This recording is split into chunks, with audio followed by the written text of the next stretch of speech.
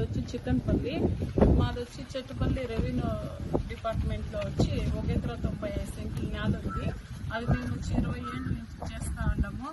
ఆయన ఇప్పుడు వచ్చి వేల్పల్లి నాగరాజన్ నాయుడు వచ్చి బెదిరిస్తా ఉన్నాడు మమ్మల్ని.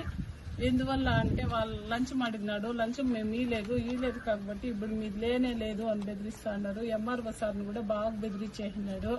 వాళ్ళకి రాసి లేదంటే నేను కూడా ఇచ్చేసేస్తాను అట్లని చెప్పి ఏదేదో చెప్తా ఉంటారు.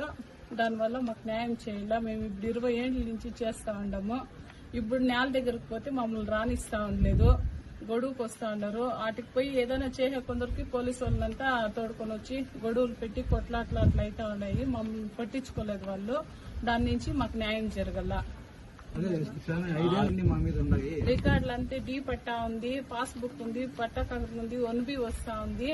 అంతా వండుకొని బ్యాంక్ లో లోన్ కూడా తీసుకున్నాం సార్. ఇప్పుడు 6 ఏళ్ల నుంచి లోన్ తీసుకొని లోన్ కూడా కడతా ఉన్నాము. ఇంత వండుకొని మమ్మల్ని ఇప్పుడు బెదిరిస్తా ఉన్నారు వాళ్ళు.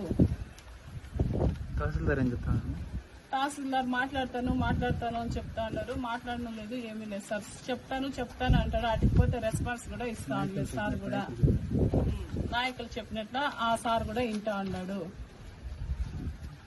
మేము ఉండేది ఇదేమన్నా తార్బార్లు అయిందంటే వేల్పల్లి నాగరాజు నాయుడు ఆయన్నే కారణము. దీనివల్ల మాకు ఇద్దరు పిల్లోళ్ళు ఉండరు. అదేమన్నా తారుమారు అయిందంటే మా పిల్లోళ్ళు మేమంతా ఆత్మహత్య చేసుకోవాల్సి పడుతుంది. దీనికంతా నాగరాజు నాయుడే కారణము.